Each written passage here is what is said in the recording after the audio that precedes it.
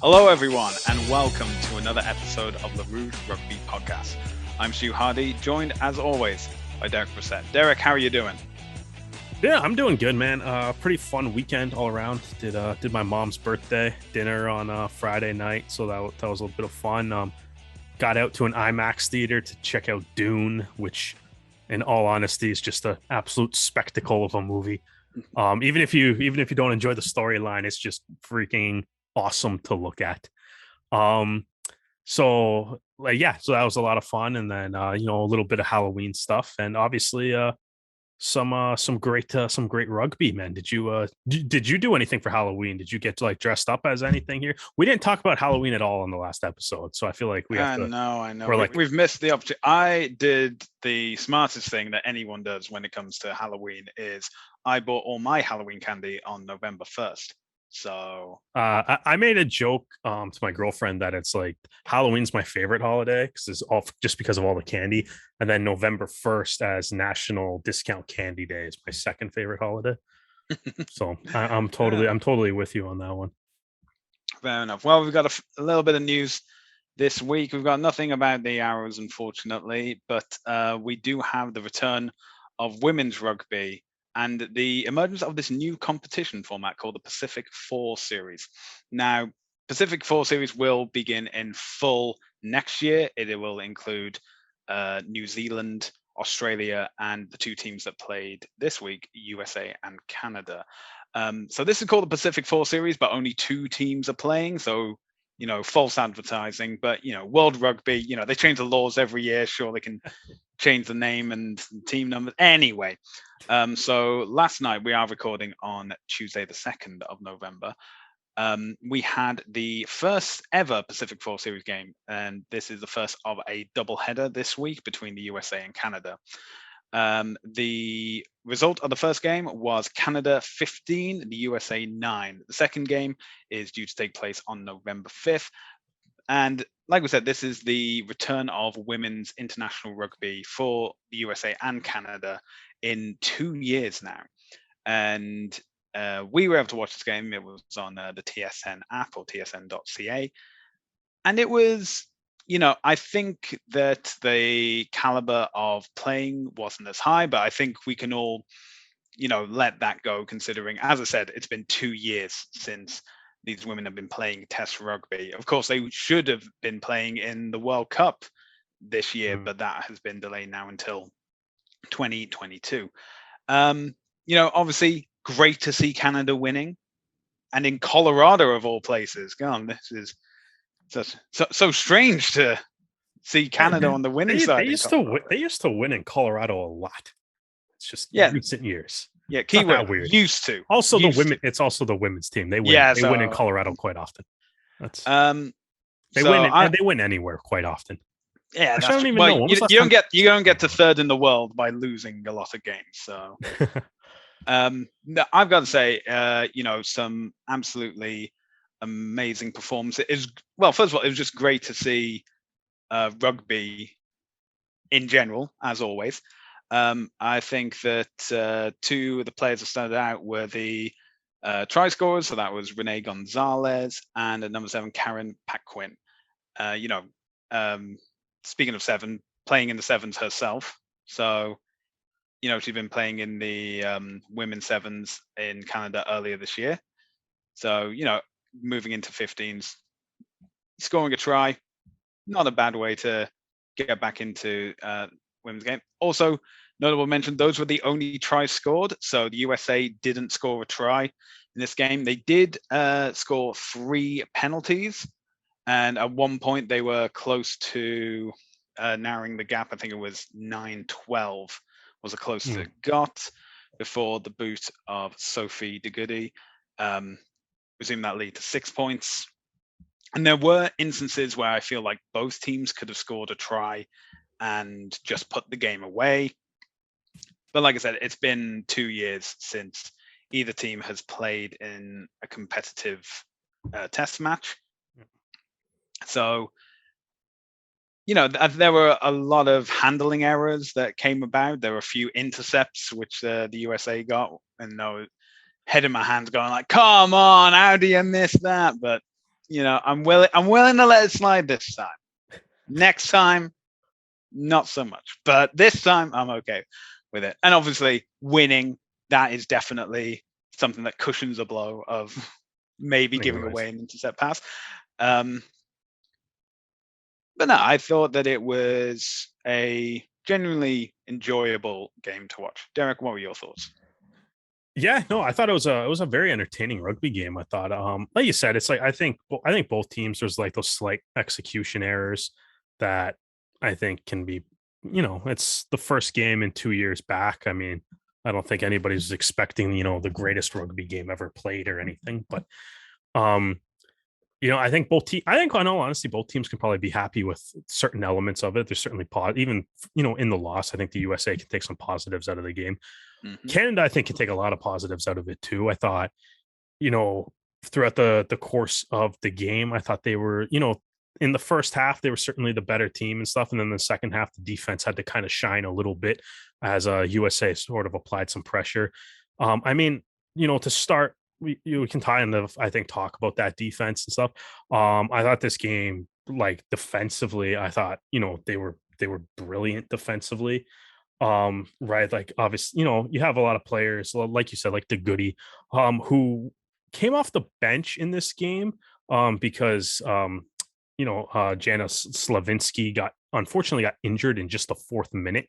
So the plan, so the Goody was forced into the game super early and ended up making most out of that time because she put in the player of the match performance in this game. But I thought, like, part of that was I thought she was brilliant. She made a lot of tackles, got really stuck in, was at the breakdown a lot.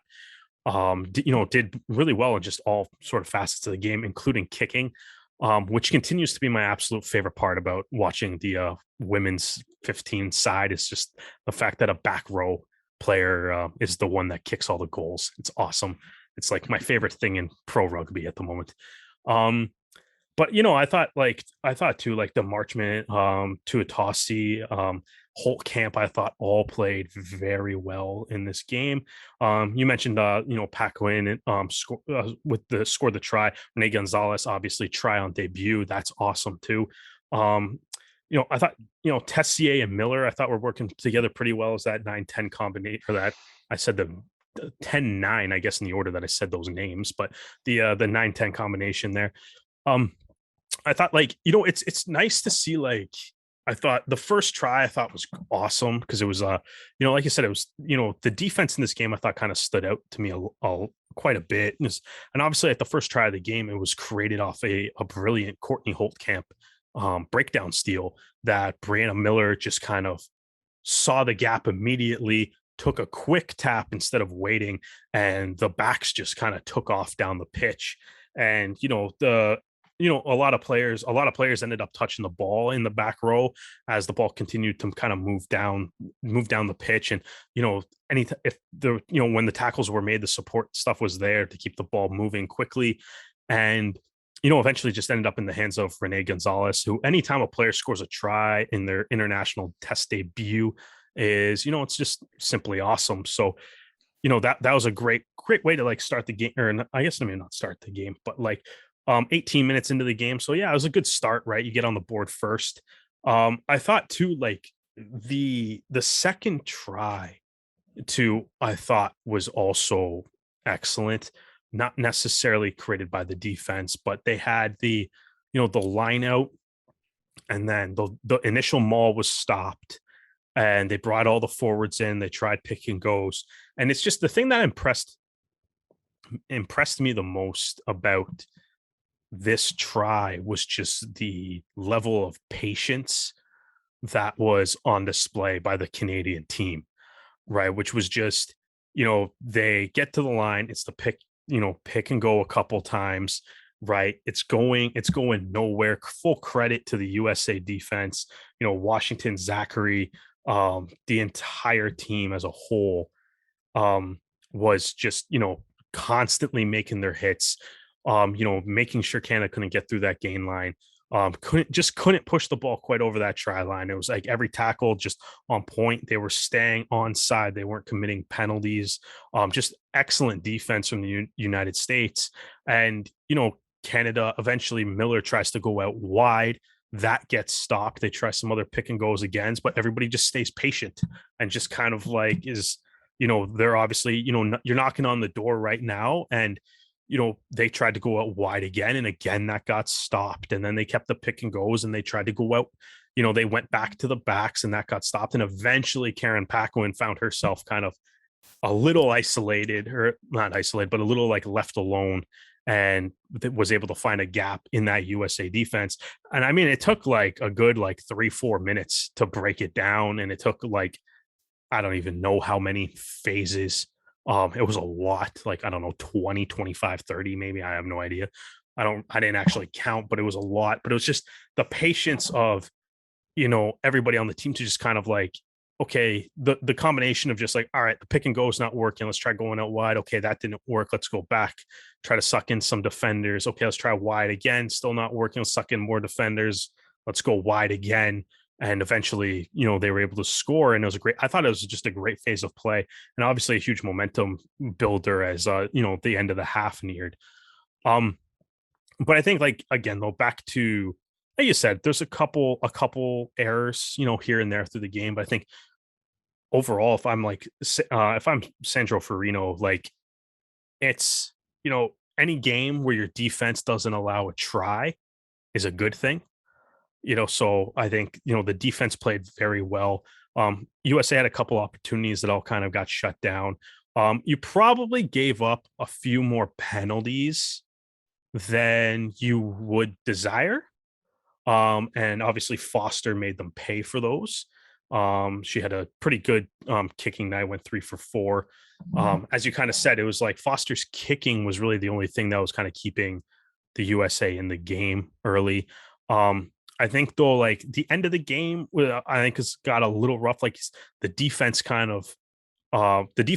held their ground, but there was a lot of chances with the USA had with the ball. But I think overall, I think you can be incredibly happy with that performance if you're Team Canada, especially being the first game back after 2 years.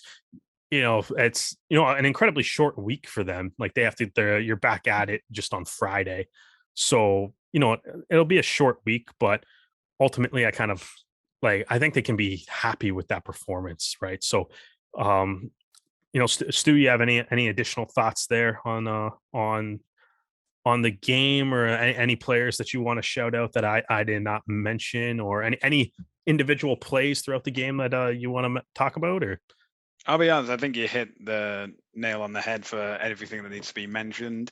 I did admire, I can't remember the American players because I think there was like 3 of them, but their push on the defense in the second half, where they were able to read the plays and just get in the middle of what Canada were doing. Like I said, they caught a few intercept passes, and obviously Canada had the wherewithal to have like 3 players back, so they would have it covered. But it shows that the ambition is there from the United States. And while we are saying that, oh yeah, Canada, they're 3rd in the world, the USA is 6th. They're not that far behind. It's a fun rivalry. But I mean, both teams being good is part of what makes both these games so fun to watch. Yeah, as well. It's just because they are 2 of the best teams in the world in the women's game, which does kind of add to the intrigue of it. And I'm sure the now that kind of I don't know, I guess the rust got shaken off pretty quick on Monday night, and they got to be back at it on Friday before Canada's going overseas to play a couple of games as well.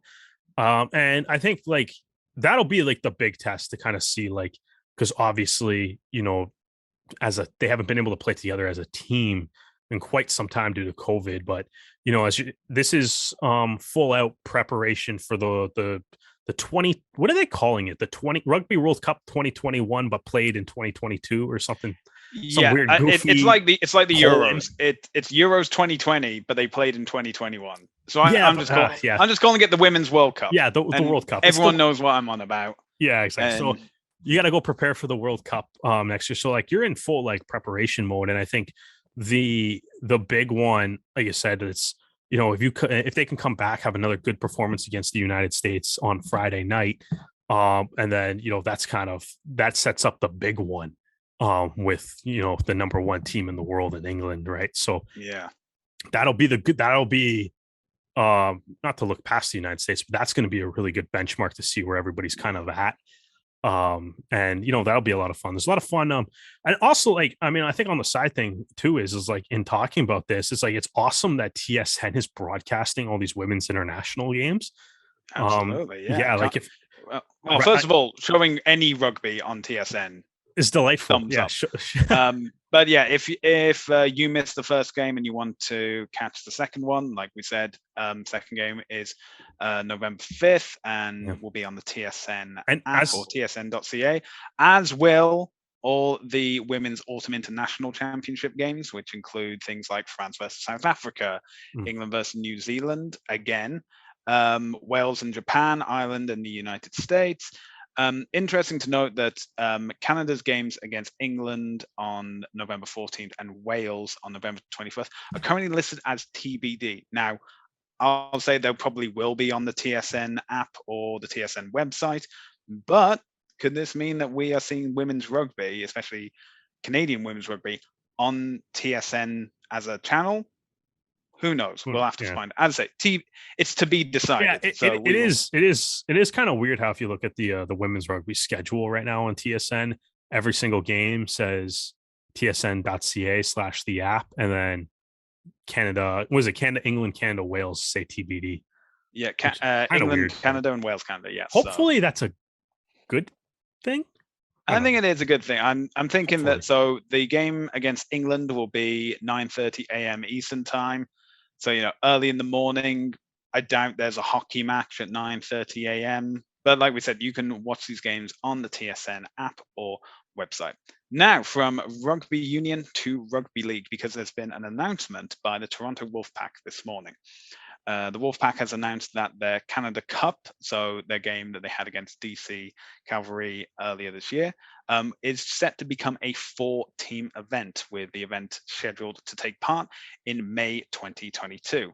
They said there were more details to follow, and there's no word yet on if it is linked to NARL, which is the North American Rugby League, which was supposed to set up in 2021. COVID delayed that to 2022, apparently. However, there is an article from Ticketco, which is saying about the NARL has partnered with them to do their tickets for hybrid matches to ensure all clubs in the new league will go cashless. And it's the first entry for Ticketco into a major US market. And it says there that the brand new NARL is set to launch in May 2022. Again, we don't have any further details at this point. It could be a combination. It could be part of the NARL, or the Canadian Cup could be a pre-season opening fixtures. We've yet to see. But like we say, more details to follow. But staying on the topic of, I was going to say, I think I think what you just said there is like 15 times longer than what their announcement actually was. their announcement was literally like the one sentence, I think. It's the shortest PR announcement I think I've ever seen in my life. Well, that's the thing. Wolfpack, if you're looking for a hype man, cool. Yeah, I don't know. I don't know. I'm always, I don't know. I've been kind of like a lot of the NARL stuff. It's like kind of just, I don't know. I have a hard time getting excited for it just because I feel like almost everything that they said they were going to do just hasn't come to fruition. Well, speaking of a rugby league entity that was doing plans that didn't come to fruition, Ottawa Aces. Yeah. Well, I mean, that's kind of my point, right? Yeah. Well, we announced last week, in a previous episode, I should say, that the Ottawa Aces were moving back to England and were dissolving their space in Ottawa. They have now announced that they have moved to Cornwall, which is southwest England, for those of you who didn't study English geography. And they have rebranded as Cornwall RLFC. And, it's obviously disappointing, but maybe it could be a similar situation to the Wolfpack, in the sense of a new club emerges with the Ottawa Aces name, and we can have another rugby league team. Again, I'm not holding my breath. I'm just saying. That's the thing, though. It's like I wouldn't be holding my breath. Like, I don't think that makes I don't know. I just feel like everything that like because the NRL had like the big announcement last year, and they were like, we're gonna start playing games, and then like half the league was like, or the entire Western Conference was like, nah, we're probably not gonna play, and then the same thing with the East, and now Ottawa's relocating back to the UK before they even ever played a game. They were supposed to be the opponent for that Canada Cup game, and then now they're not, or now they're obviously not, and they obviously relocated back to the UK. And then I don't know. I feel like I want to maybe be excited for. I don't know. I feel like I just can't bring myself to get excited about NARL stuff just because nothing that they've said seems to have ever happened. Yeah, I know that time is just a social construct, but all that you just said that NARL wanted to do happened this year. I know. Oh, that's it. So That's the whole not thing. not That's even the last entirety year, of their this year. existence. Time is a flat circle. Yeah. Anyway, we're going to get back to the sport we know, rugby union. And we're going to head out west because it has been another round of the Coastal Cup. So the Pride versus Trinity Western. Pride put in a phenomenal performance. 46-17 was the final result. Now in the Battle of the Beaches, you had the Tide versus the Wave. And by 1 point, the Vancouver Wave took the victory, 24-25. And then we had UVic versus Van East. UVic, staunch performance, but obviously Van East pulled it out. UVic 15 and Van East 27. You can watch all those fixtures on the Coastal Cup YouTube channel. And you can watch the upcoming fixtures as well, which will be this Saturday, which is Trinity Western versus Tide, Vancouver East versus UBC, and the Wave versus UVic. Yeah, and Stu, have you taken a look at the Coastal Cup standings as of last week? Oh, I have, and it's very tight at the top, to put it lightly. Yeah. So it is. So the Pride this week, as you kind of just mentioned, they have a bye week. So now the format of the Coastal Cup was set up to be essentially there was 7 teams. It's a round robin tournament, right? With the champion just kind of being the team that finishes at the top of the table, right? So if you look at the standings right now, you have 2 teams that have 4 wins, right? So you got the Pacific Pride is sitting at 4-0-1, right? They have the one tie against UBC, right? 22 table points. And then you have the Vancouver Wave sitting at 4-0, right? With 18 table points. They, as you mentioned, narrowly defeating the Crimson Tide this week. So so Vancouver this weekend, the Vancouver Wave are going to play UVic. And if you look at the schedule, November 13th, the last week of the Coastal Cup, I know it's just a round robin tournament, and technically we don't get a championship game. But if the Vancouver Wave beat UVic, we get a championship game because the Pride and Vancouver Wave are playing each other in the last week of the season. So whoever made this Coastal Cup schedule, just well done. I don't know if you had the crystal ball out, but this is amazing. It's setting up quite the amazing finish for this season here. So we'll see what happens. The Wave have obviously just been absolutely rolling. Throughout this season, the Pacific Pride have been playing great too. But UVic currently sitting at 1-4. So obviously, they're looking to close out their season with some positivity as well. But it could set up quite the final week here. And then obviously, Van East and UBC might still, I'm bad at math. Van East might still be in striking distance of this. UBC maybe a tad too far, but UBC is too far behind. But I think if it's the case of like Vancouver win, Van East would need to get like bonus point victories. Yeah, exactly. So But I mean, that being said, though, it's like obviously, the Pacific Pride have played 5 games already, so they get the bye week this week. So we know what, how we know what they're going to be kind of like. If the Wave win, that will bring them to 22 points, maybe 25, or sorry, 22 points, maybe 23 if they get a bonus point, which would likely mean that essentially the Wave versus Pacific Pride game is going to, in a round robin tournament, we may end up with an actual championship game. So that's pretty exciting prospects for your November 5th, November 13th afternoon. It's going to be fun for anyone who lives in on the Pacific coast. It's going to be fun for everybody with access to YouTube. Exactly. But this is the thing. They wake up at the crack of dawn to watch the Autumn Internationals in Europe. And then at a more reasonable time of 1 p.m., they can watch the... Dude, man, that was the one thing. Like, I completely agree with that. It's like when I was visiting my brother, I am so jealous of that entire time zone. Like, I think like we woke up like in the morning on Sunday, just having breakfast, and it's like football starts at 10 a.m. It's amazing.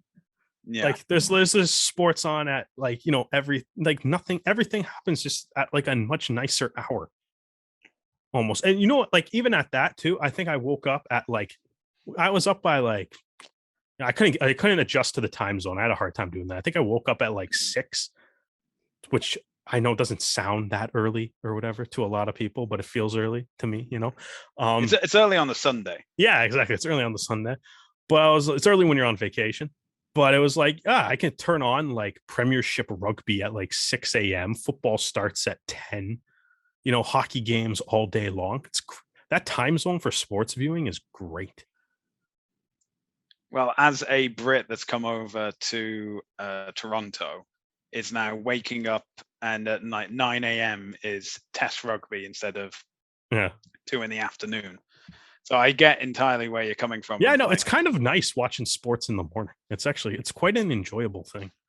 And then you have the entire day to just enjoy yourself. This is a massive tangent. To either enjoy the victory or drown your losses in exactly whichever alcohol. Speaking of which, what game we're Speaking of drowning losses. I was going to say, speaking of watching sports in the morning, but you went with the much darker tone on that. Canada, Portugal this weekend.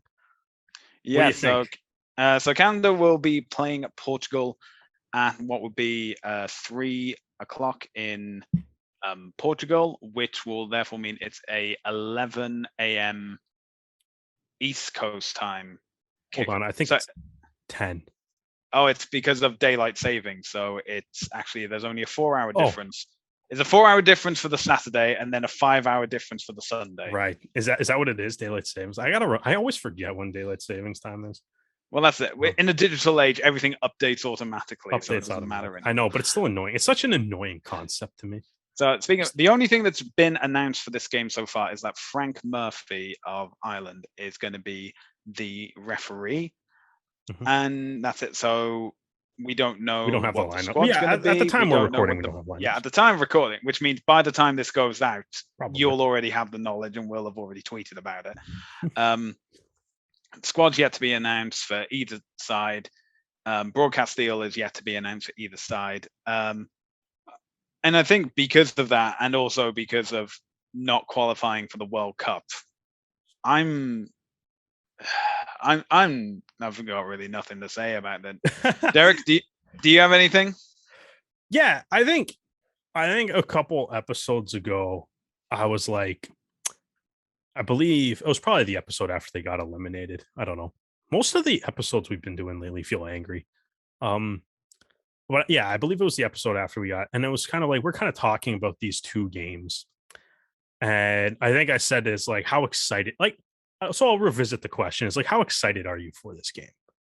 I think I've already given my answer. Yeah, I was right. Yeah, exactly. So like, it's tough. It feels like this game is, I find interesting. So it's like, I've been kind of trying to think about it. And this game almost feels like that game. Like if you watch like hockey or football or basketball or something, it feels like the next game after your team got mathematically eliminated from the playoffs.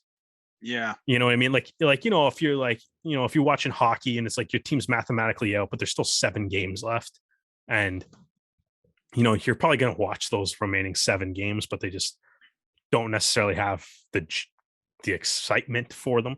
The anticipation is not necessarily there. I think that's kind of how I feel about this, but it's the game after you got eliminated from the World Cup, right? So but I think in a weird way, I've been kind of thinking about this week, and I don't know, maybe I'm nuts. You can tell me if I'm nuts. I feel like this might actually be a pretty big game for Rugby Canada. And maybe not in the sense of like, a lot's gonna necessarily happen from this, but like, you know what I mean? Or it's not like big in the sense that, yeah, if they win this game, they magically get to re-enter qualification. They get to take Portugal's spot as in the European qualification if they win this. It's not how it works. So it's not necessarily big in the fact that there's maybe not something tangible on the line, right? Like there was in that game against Chile or the games against the United States. But I feel like, for the players on this team, like, I feel like this game and even the one against Belgium is an opportunity to potentially end what realistically is just an absolutely terrible year on a little bit of a high note. Like if you can get the win. And I think it's, just for the players, especially, I mean, you have some guys obviously like Corey Thomas or Connor Keys, Matt Heaton, Quinn Nawadi, guys that had like, played on some playoff teams in Major League Rugby, had some success at the club level this season. But you also have a lot of guys that did not have success at the club level this season, right? And then, went on to probably have, one of, I would assume, like for a lot of those guys playing that game against Chile is probably one of the most disappointing games of their careers, right? And I think just maybe like emotionally or mentally, I feel like a win in this game could potentially go a long way for just the group of players. Yeah. I don't know. Does that sound ridiculous, or does that sound off base? I can see where it comes from in that. Yeah. Like the players need this. The players need this win. I feel like to be like, look, St. John's wasn't just a flash in the pan. We can win, and we can win convincingly as well. You need. I'm still going to go on record and say Kingsley Jones needs to go, Alan Vanson needs to go, and until that happens, and until different coaching structure comes in, then we're just going to be repeating the same insanity process. Yeah. I mean, I agree with that too. I think though too, like that's going to be the other thing, right? Is like from that perspective as well. Every game that Rugby Canada loses, if I work for Rugby Canada, I'm probably not checking social media after a game that they lose. Yeah.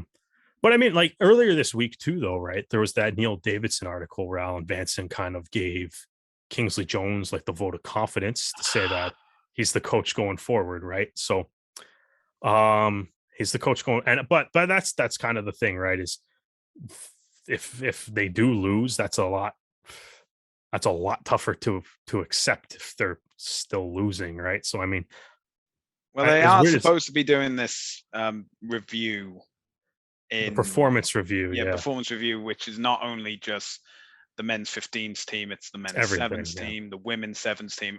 Again, though, like, I mean, I think even you go back even a month ago, how mad everybody was at the Premier Sports thing, right? And then they beat the United States on Premier Sports and everyone calmed down about it for like a week, and then they lost again and everyone was like, I hate Premier Sports, right? It's like a win, like it's not going to solve everything, but it might cool the temperature down a little bit if you win too. That doesn't mean change shouldn't be happening. It just means change might be happening quicker if they lose. Change might happen quicker if they lose. Yeah. But I don't know, man. I don't know. Maybe I'm just like, maybe none of this makes any sense. Maybe this is just completely off base, but it's like I feel like the players, I do think that it's like they're definitely.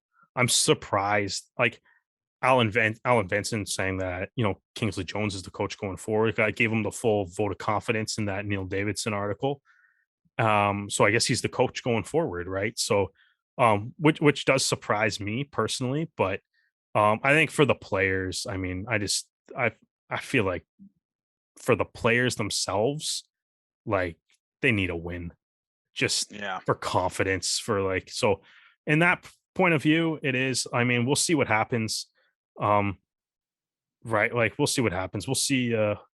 I mean, if it is a loss, we'll see if that does. I mean, I feel like it's not going to do anything, though. To be honest with you, as Yeah. far as coaching change, I feel like Rugby Canada's made it pretty clear that it's probably not on the cards. So, but for that reason too, it's like it's like it's not going to. I don't think the temperature of the fan base is going to cool quite I that don't much, think the even with great a win. Canadian winter can cool the Canadian rugby fan base at Yeah, this point. exactly. I mean, I just hope that in a week's time, when we're recording the next pod, we can talk about Canada having consecutive victories, both in the women and in the men's Yeah, game, that'd be cool. day to day. Yeah. But we will have to wait until next week for that to happen. Meanwhile, in other MLR news, there has been a lot going on.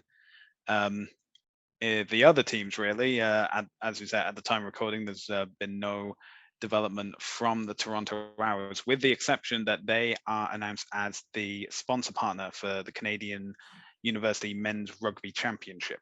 Which has happening at the end of the month, end of the Mhm. November. Kicks off at Yeah. the end of November, so that'll be exciting. Yeah, absolutely. So we're gonna head back to the Pacific Coast because we've got some news from uh, everyone's favorite cocktail, the LA Guiltinis.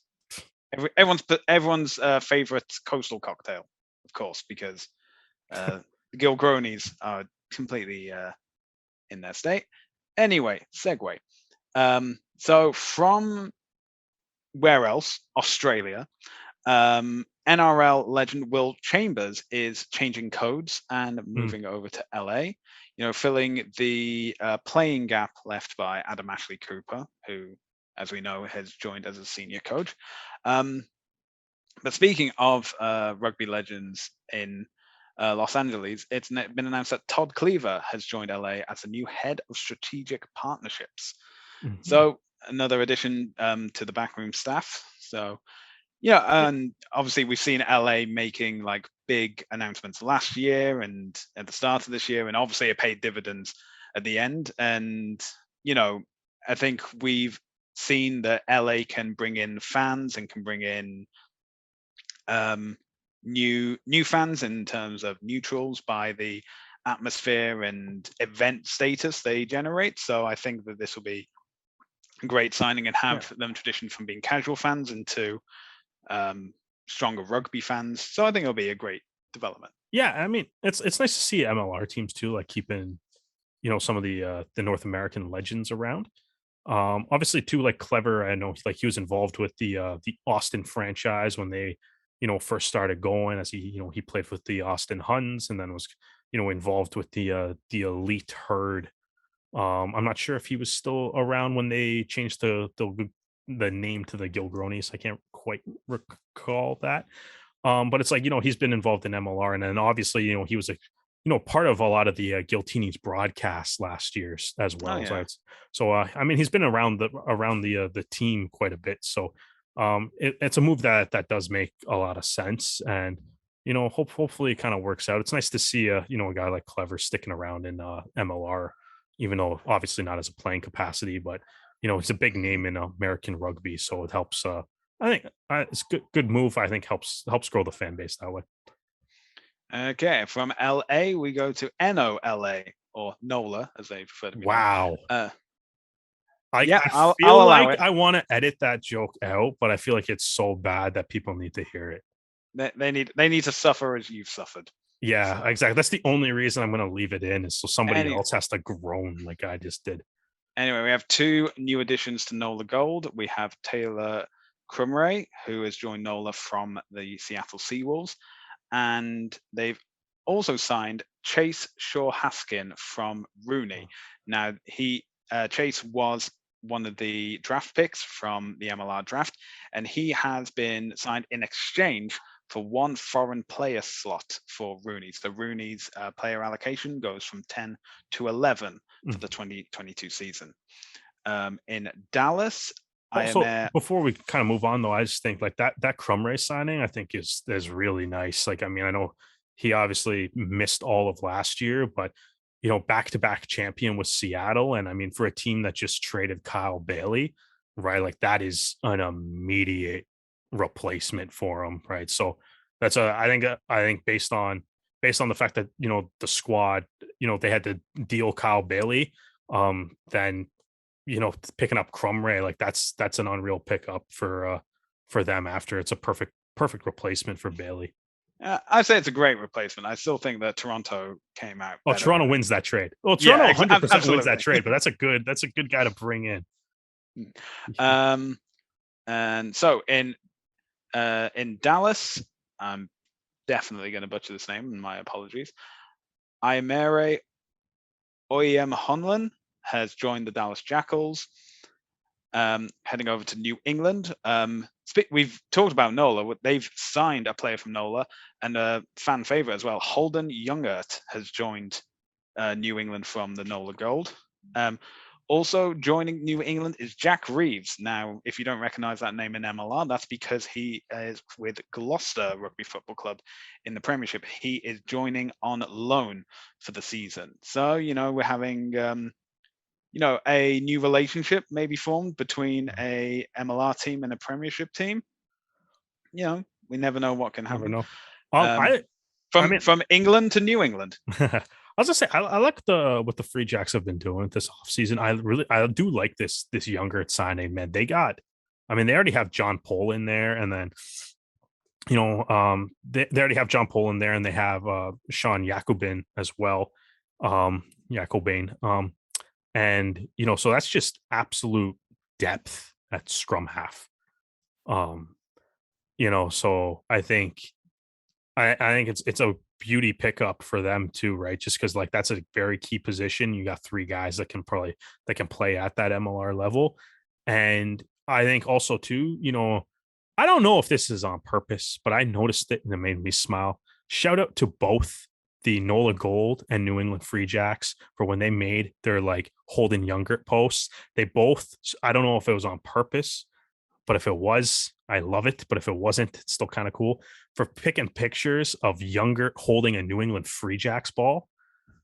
I don't know if they did that on purpose, but I thought it was kind of cool to see all the Youngert stuff going to New England and throwing a Free Jack ball in every single picture. So that's well done to the social media teams that came up with that. If it was on purpose, if not, still well done. I think they'll take credit and say, "Yep, that definitely planned." Yeah, exactly. That was what we're going to tell you. Excellent choice of picture. And also in Houston, we know that they've had some signings from South Africa in their coaching department, but now they've got one for the team as well. And this is another name I'm going to butcher, and I do apologize. Jaco Bezuidenhout has joined Houston from the Blue Bulls, coming off a Currie Cup performance of this year. So, more South Africans coming over and joining the squad. I think that's good. Now, we have some other MLR news, but this is big MLR news because the first MLR player has been inducted to the World Rugby Hall of Fame. Now, I may be overselling MLR's importance in this because who we're talking about is an Olympic gold medalist and has played for the Fiji Sevens, over 260 appearances for the Fiji Sevens team.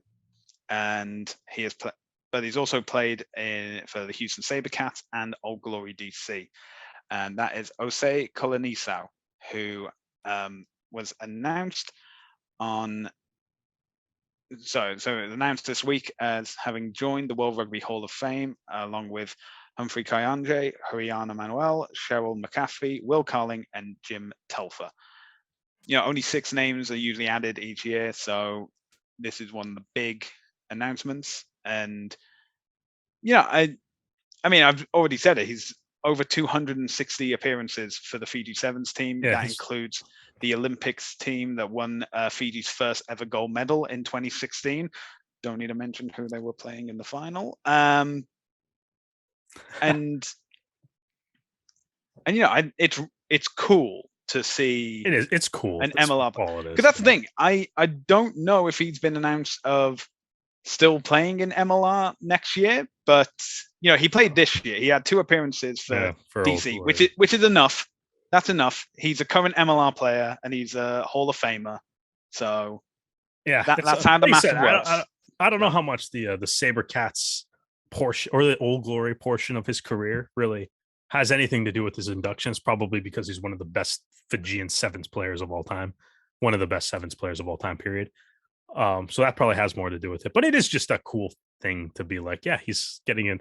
A player that played in MLR is getting inducted in the Hall of Fame. I mean, in all reality, the longer that this league is around, especially like obviously guys like Nanu, whenever he decides to, like, he's getting in, right? Like there's going to be more guys that are in the World Rugby Hall of Fame that have had MLR experience. But it's just it's kind of cool to see the induction ceremony and be like, oh hey, it's like seen that guy play live now. It's kind of fun. Yeah. Well, especially, I mean, talking about players when they decide to hang up their boots, I'm sure Adam Ashley Cooper will be making his addition to the Hall of Fame in a few years' time, no doubt about it. Yeah. I was gonna say, out of curiosity, do you know, like, what are the rules for like getting into the World Rugby Hall of Fame? Because I know, like, when I worked at the Hockey Hall of Fame, like, you had to be retired for like 3 years. Obviously, that's not but the definition of like retiring was literally like you cannot have played a hockey game in the past 3 years. That's why like a guy like Yager is still not in the Hall of Fame because he keeps playing. I don't think there is any certain criteria, because in the World Rugby Hall of Fame, you have, like, for example, the initial inductees are William Webb Ellis, a person who, by all historical accounts, did not exist, and Rugby School, which did. But then you also have the 1888 to 89 New Zealand native football team. You have Melrose Rugby Football Club. And then as the years go on, you get more. Yeah, so they inducted some teams and stuff. So yeah, so there's nothing, nailed. I don't know. I was just curious. There's no nailed on definition, I should explain. Yeah, I was just kind of curious or whatever. I knew so I was just from working at a Hall of Fame, I was kind of like, there's some like strict induction rules and stuff sometimes. I haven't looked into it, but I don't know. I was just curious if you knew anything since we were on the topic of conversation here. But yeah, regardless. Well, I don't think there's been any established. Then again, the World Rugby Hall of Fame has only been around since 2006. Yeah, like it's newer, right? Yeah. Yeah, and that's the thing. Some years will have. So at the start, there were, an unlimited cap on how many inductees you can have. Like 2011 had an arm's length full of inductees, obviously to fill out the museum, obviously, because you just have loads of wings which are just empty. And then you obviously get now to 10 years later, 2021, and it's now standard fare to have like 6 names and then 1. And if you're going to add a team or like an institution, say like in the future Twickenham Stadium gets added to the World Rugby Hall of Fame, that'll be an extra 1 on top of the 6, I believe. But I feel like it's actually kind of interesting that you're saying that, because the Hockey Hall of Fame did that too. Like the class of 1962 in the Hockey Hall of Fame is like, trying to remember the exact number, but it's like a full hockey team worth of players that got inducted just to catch up on everybody. Yeah, even in 2019, which was the last time players were inducted into the Hall of Fame, there were only 6 names before then. 2018, it was 5 names. 2017, 5 names. So, I don't think there's any like set number. I think it's obviously like, if we induct 15 players each year at a time, we're going to run out of space pretty quickly. No, it's not about space though. It's about honoring the people that deserve to have their career. Well, it's more about like it's space in the future. So it's like, okay, we're going to induct this guy who only got 1 cap and then never played again. But either way, you never know. In like 20, 30 years time, they may say like, okay, this is the requirement for entering the Hall of Fame, but for now, not. Ah. And anyway, you can watch any of these future Hall of Famers on your Oh, screens hit. So nice segue. perfect segue. So as we mentioned before, you can watch the Coastal Cup on YouTube. Over in England, the Premiership is still going on, and you can catch that on Sportsnet. At the same time, it is also the Autumn Nations series, which will be on DAZN, and the Women's Internationals, as we mentioned before, are going to be on tsn.ca or the TSN app.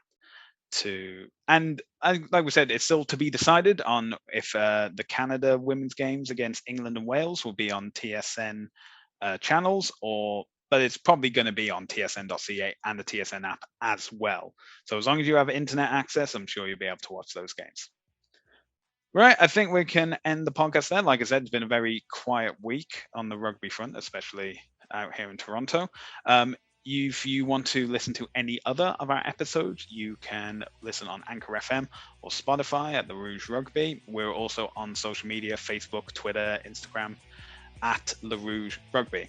Derek, if anyone wants to get in contact with you, how should they do that? Just at Reset the Jet across basically every social media platform. Pretty easy to find. Fair enough. And if you want to find me, you can find me on Twitter and Instagram. My handle is Hardman, spelled H4RDMAN. Well, thank you so much for listening. And Derek, thank you so much for joining me. And we hope that you can join us on the next episode. Go Canada.